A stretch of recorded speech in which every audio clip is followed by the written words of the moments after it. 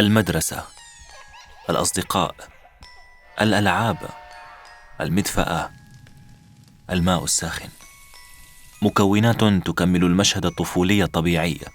هي بعض مما يحلم به طفل سوري حمل مخدته ولعبة صغيرة، متنقلا بين عدة مدن وقرى، باحثا عن مكان يمكنه فيه تشبيه الاستمتاع بمشهد المطر من النافذة، لا الخوف منه، وتشبيهه بالقذائف والقصف.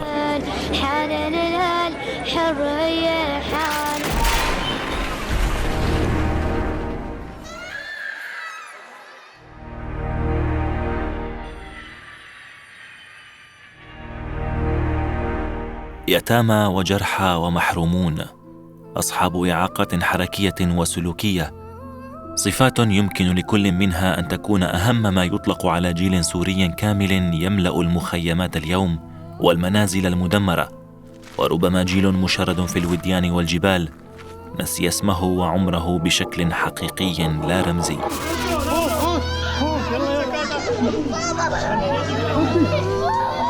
لا يمكن القول عن أطفال سوريا أنهم أرقام، وذلك ليس فقط لحسابات إنسانية أدبية تمنع تشبيه الإنسان بالرقم سهل المحو والكتابة، يخضع لعمليات رياضية وحسابية، وإنما لأنهم بالفعل لو كانوا أرقاماً على أقل تقدير كان بالإمكان حسابهم وحساب مشكلاتهم، والخروج بأرقام ونسب دقيقة توصف أوضاعهم في سوريا.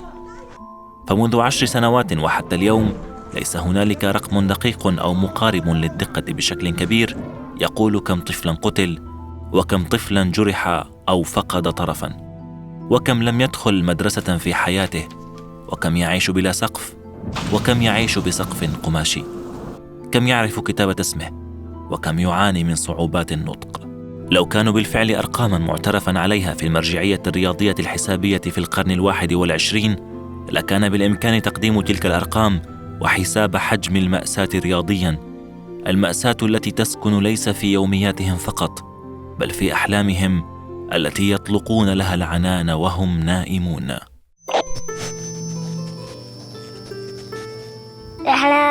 أحلام شوكولاتة. بلادي أشتاق له وأشوفه بعيني وأنا نايمة، حلم بحلم كل يوم أحلم به، بشوف إنه عم نرجع على التح، هذا المنام كل يوم بشوفه. أنا ورايحة على المدرسة أنا ورفقاتي بالقصف وقت كنا نقصف.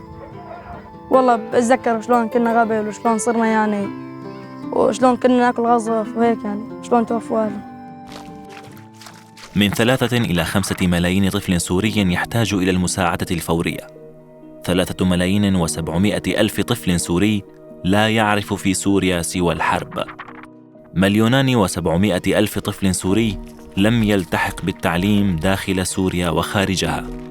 أرقام كارثية قدمتها منظمة اليونيسف التابعة للأمم المتحدة مطلع عام 2018، فيما أشارت توقعات ودراسات أخرى إلى أن الأرقام أكبر من ذلك. أما السنتان اللاحقتان لتلك الأرقام فشهدتا تغيرات سياسية وعسكرية ربما ضاعفت تلك الأرقام وزادت من حرمانها في ظروف الحصار، حرمانها من كل شيء، من الحياة الصحية إلى رؤية الأحبة أو رؤية المدرسة أو حتى رؤية الشوكولا.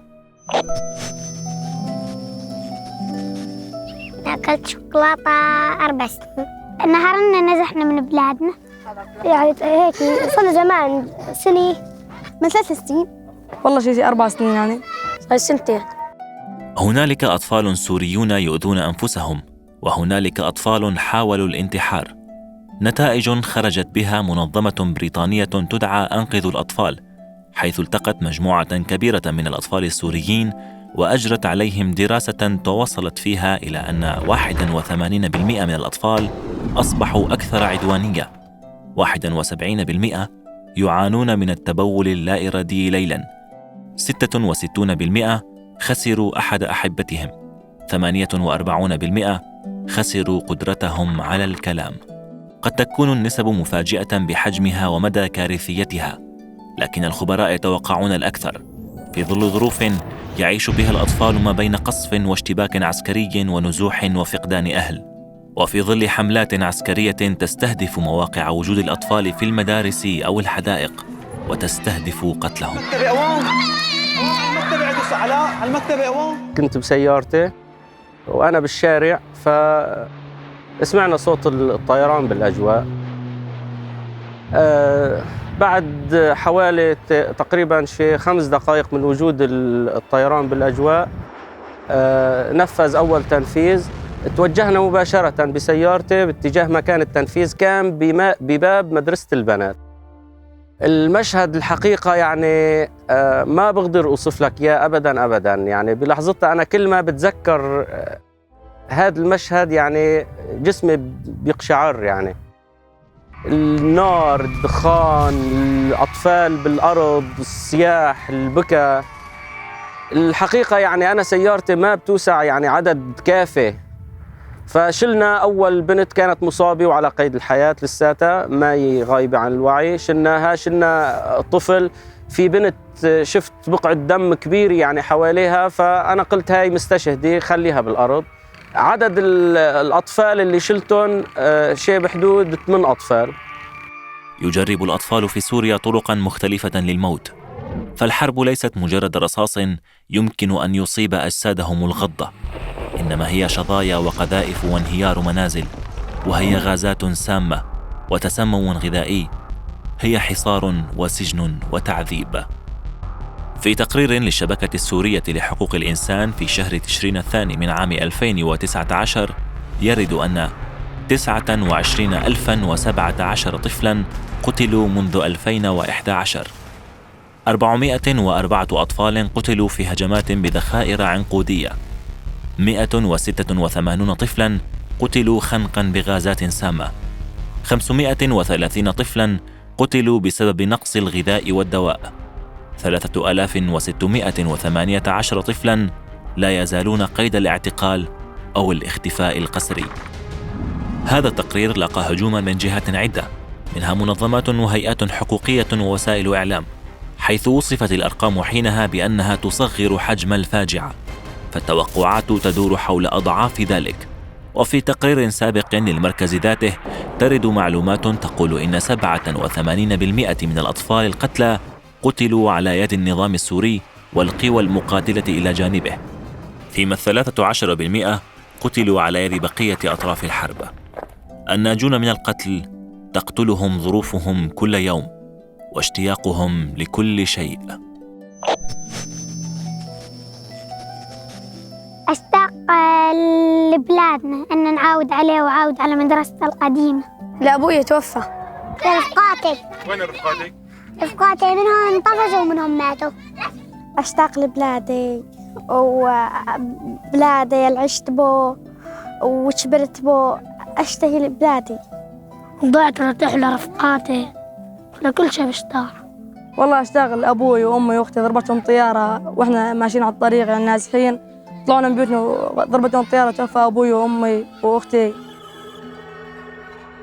لعل المدارس والمستشفيات كانت عرضة للاستهداف المباشر والقصف خلال سنوات الحرب في سوريا بشكل لفت الأنظار إلى هذه القضية، فقد كانت المنشآت التعليمية والصحية شكلاً من أشكال الإصرار على الاستمرار بالحياة في الأماكن التي يحاصرها النظام السوري ويستهدفها، ما يعني أن الموت الذي ترسله طائراته إلى تلك المناطق ليس كاملاً، ما جعل المدارس في مقدمة الأهداف. وقد شهدت أعوام الحرب استهداف أكثر من 4000 مدرسة في عموم البلاد، بعضها تعرض لدمار كلي وبعضها لدمار جزئي، وفق تقرير لمنظمة حقوق الإنسان في آذار عام 2018. وهناك أكثر من 2,000,000 طفل هم خارج مدارسهم اليوم. مع كل قصف استهدف مدرسة سورية ارتكبت مجزرة بحق الأطفال على مقاعدهم الدراسية، ولعل نسبة كبيرة من الأطفال الذين فقدوا حياتهم كانوا يكتبون على دفاترهم ويلونون رسوماتهم البريئة، يسكنون اليوم في ذاكرة رفاقهم المحرومين من المدرسة. المدرسة ما روحتي لي ولا مرة غير مرتين. إن سنة ما رحنا على المدرسة أنا ورفقاتي، نتمنى إنه يعملوا لنا مدرسة نروح عليها. ما في مدرسة، وقفنا على المدارس، مزحنا وتجرنا لهون. قبل ما نزحنا من بلادنا بمرة. شو صار لك ما رحت على المدرسة؟ 5 سنين. من 4 أشهر 3 أشهر. ايمتى آخر مرة رحت فيها على المدرسة يا ملك؟ بعد 3 شهور. ليش ما رحت على المدرسة؟ لأن طلعنا من تحت طفشنا. شو صار لك ما رحت على المدرسة؟ شيء يعني تقريبا سنة. شو صار لك ما رحت على المدرسة؟ شهر. ها؟ شهرين. سمعيني؟ شهر. صار لك ما رحت على المدرسة؟ سنة. شو صار لك ما رحت على المدرسة؟ تقريبا شيء سنة. طريقة أخرى لانتهاك الطفولة تطغى بها الحرب على من هم دون سن 17 بل بعضهم دون سن 10 وهي تجنيدهم في الميليشيات المقاتلة بل ودفعهم إلى الصفوف الأمامية في الحرب. ففي عام 2017 قالت منظمة اليونيسف إن 1168 طفلاً على الأقل تم تجنيدهم في أعمال قتالية في منطقة الشرق الأوسط، فيما جرت التأكيدات أن فصائل عاملة في سوريا كان لها الدور الأكبر في تجنيد الأطفال، وكان في مقدمتهم تنظيم الدولة الإسلامية الذي عرف ضمن صفوفه مصطلح أشبال الخلافة، وهم أطفال تم تدريبهم بل وتم تكليف بعضهم بمهام انتحارية نفذوها في سوريا والعراق. كما أن وحدات حماية الشعب الكردية كان لها دور واضح في تجنيد الأطفال خلال الأعوام السابقة، وكذلك الميليشيات المقاتلة إلى جانب النظام، وخصوصاً تلك المدعومة من قبل إيران. ولم تكن التنظيمات والفصائل المعارضة بعيدة أيضاً عن هذا السلوك الذي يحاول الجميع نفيه عن نفسه، كونه من أخطر جرائم الحرب التي يحاول المجتمع الدولي منعها. هكذا يجد الطفل نفسه ببدلة لا تشبه أحلامه الملونة، وفي مهنة بعيدة تماماً عن كل ما كان يخطر في باله. أحلام الناس أصير أنسة دكتورة. أخبار أصير دكتور مشان أعالج الناس. ألبس هدوم دكتور وأصير دكتور. بدي أصير أستاذ، يعني بدي أسافر يعني لبرا تركيا السعودية وهيك يعني. بصير دكتورة أكبر أصير أستاذ وأعلم الأطفال. تنتهي المعركة فيستيقظ الأطفال في المأوى أو المخيم ويعودون إلى مناطقهم عندما تفسح لهم الحواجز والفصائل العسكرية المجال، فيحصون عندها ما خسروه من أصدقاء في الحي وفي المدرسة، ويعتقدون أن الحرب انتهت، فحكايات جداتهم كانت دائما بسيطة وسريعة الانتهاء، إلا أن الواقع لا يشبه تلك الحكايات. تستمر الحرب بحصد أرواحهم بنفاياتها غير المتفجرة وبألغامها. آلاف الأطفال قتلوا أو فقدوا أحد أطرافهم أو إحدى حواسهم نتيجة مقذوفات غير منفجرة أو ألغام. نسبة كبيرة منهم كانوا يعبثون بتلك المقذوفات لاستخلاص النحاس منها إن توفر، وبيعه لمساعدة أسرهم الفقيرة على مواجهة الفقر المتجدد بعد كل معركة. أكثر من 1.5 مليون صاحب احتياج خاص نتيجة الحرب، وفق إحصائية لليونيسف أجرتها في آذار عام 2018. 86,000 منهم فقدوا أطرافاً، ووفق تقديرات هيئات طبية وإغاثية فإن حوالي نصف أولئك من الأطفال. لعل هذه الأرقام قد تضاعفت اليوم مع مرور معارك كبرى خلال العامين الماضيين، ومع توسع دائرة الدمار والتشرد والنزوح. جيل من الأطفال المصابين جسدياً ونفسياً ينتشرون اليوم بين خيمة وبقايا منزل، بين جبل وصحراء، على أطراف المدن وقريباً من الحدود. جيل يحفظ عن ظهر قلب أسماء الأسلحة التي استخدمت ضده، يميزها من أصواتها، يعرف نوع الطائرة وشكلها، يكاد يرى الطيار وهو يراقب اقتراب طائرته من قصف كل شيء. جيل كامل لا يعرف سوى الحرب. هذا الجيل ينمو اليوم في بيئات أغلبها غير سليمة وصحية لنموه، لكنه ينمو. هو ابن الحرب والمأساة والخوف، ابن سوريا التي ما زالت حتى اليوم تدير مفرمة لحم الأطفال على مرأى الدنيا.